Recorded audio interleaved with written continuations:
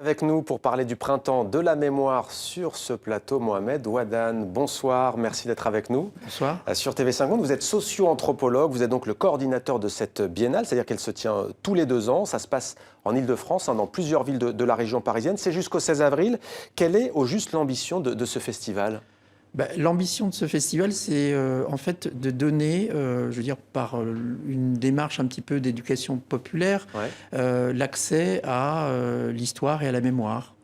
Alors, le réseau Mémoire-Histoire en Ile-de-France, qui est en fait à l'initiative de cette biennale, le Printemps de la mémoire, existe depuis mars 2005 et on investit un peu les questions d'histoire et de mémoire des migrations, du monde du travail et des questions urbaines. C'est des questions qu'on ne sépare pas, qu'on associe parce qu'on considère que c'est important de ne pas les dissocier.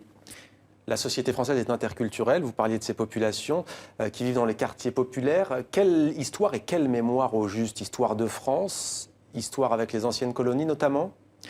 Disons que, récemment, j'écoutais Laurence de Coq lors d'une émission qui disait qu'il y a des gros trous de mémoire ou des silences d'histoire, effectivement, sur l'histoire coloniale. Une amnésie ? Une amnésie, un déni, une occultation. Donc, la devise un petit peu de cette biennale, c'est de dire sans compréhension critique du passé, et donc de l'histoire aussi qui s'écrit au présent, il n'y a pas d'avenir ouvert. Ça pastiche un petit peu, si vous voulez, Césaire qui dit un peuple sans mémoire est un peuple qui n'a pas d'avenir, en fait. Et l'idée, c'est de faire un travail de mémoire et d'histoire critique, et en investissant essentiellement aussi ces questions-là. Pour favoriser ce qu'on appelle le mieux vivre ensemble, alors pour construire une société qui soit un peu plus rassérénée, pacifiée. Alors cette année, l'événement se décline en 4 grandes thématiques. Il y a la mémoire du travail, il y a le Grand Paris, il y a les lieux de mémoire, il y a les frontières. Prenons les lieux de mémoire. Comment ça se matérialise au juste concrètement ? Les lieux de mémoire, généralement, ça peut être, si vous voulez, une plaque commémorative en hommage à.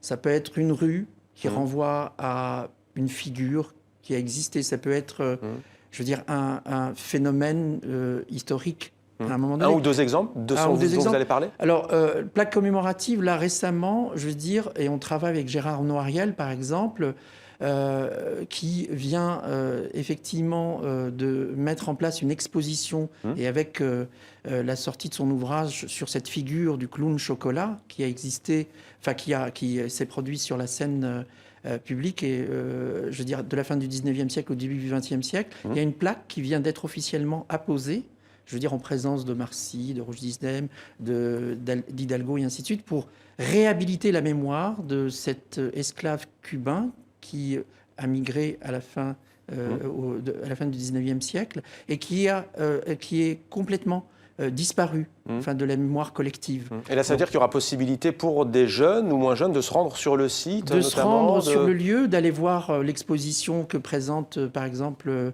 le collectif d'Aja en lien avec le Gérard Noiriel à la médiathèque Marguerite Duras dans le 20e arrondissement du 8 mars au 24 avril. C'est la plaque commémorative. Ça peut être aussi les foyers de travailleurs migrants. Vous savez, ces hommes qu'on a invisibilisés ou qu'on n'entend jamais, qu'on ne voit jamais parler, qui ne prennent jamais la parole, qui vivent depuis la création des foyers de travailleurs migrants au début des années 70, certains depuis 40 ans, qui meurent sans qu'on sache un petit peu qui ils sont. Donc la réhabilitation, elle passe aussi là, par ces lieux de vie et par les paroles de ces gens-là. Alors, on a beaucoup entendu parler ces derniers mois, et ces dernières années même, dans le débat public en France, je cite, de concurrence mémorielle. Est-ce que vous prenez en compte cette question sensible ?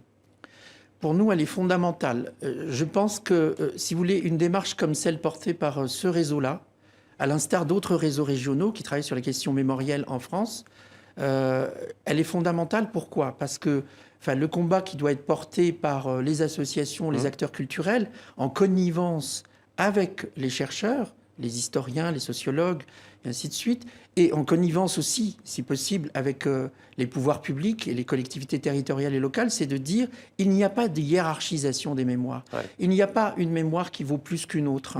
Il est essentiel de travailler de manière égale sur toutes ces mémoires-là pour pouvoir construire effectivement un rapport social plus harmonieux. Alors les attentats récemment commis sur le sol français semblent justement en rupture avec la mémoire collective française. En tout cas, les jeunes qui ont commis ces attentats semblent en rupture avec cette mémoire. Ils ne se reconnaissent pas forcément dans un destin commun avec le pays. C'est aussi peut-être pour changer cela que vous agissez concrètement? Fondamentalement, parce que c'est un travail en silence, en terrain, de terreau. C'est-à-dire qu'on irrigue effectivement, je veux dire, vraiment profondément pour qu'on puisse inverser un peu cette espèce de violence symbolique que subissent les individus, les groupes, et qui agissent dans la société. Et donc pour qu'on ne se trompe pas aussi sur les usages et mésusages de l'histoire. C'est-à-dire que aller vers un jeune, moins jeune, ou aller vers n'importe qui a un trou de mémoire ou un manque de mémoire ou un déficit de mémoire, c'est reconnaître, légitimer son existence, donc son identité. Et qu'on fait un travail d'histoire et de mémoire, on conforte et on forge de l'identité, on la structure. Merci beaucoup Mohamed Ouadan, socio-anthropologue. Vous êtes basé à Belleville, quartier populaire de Paris. Le Printemps de la Mémoire 2016, c'est donc jusqu'au 16 avril. Merci d'avoir été avec nous. Plus d'informations sur le site internet, bien entendu, de votre festival. Merci beaucoup. Merci à vous.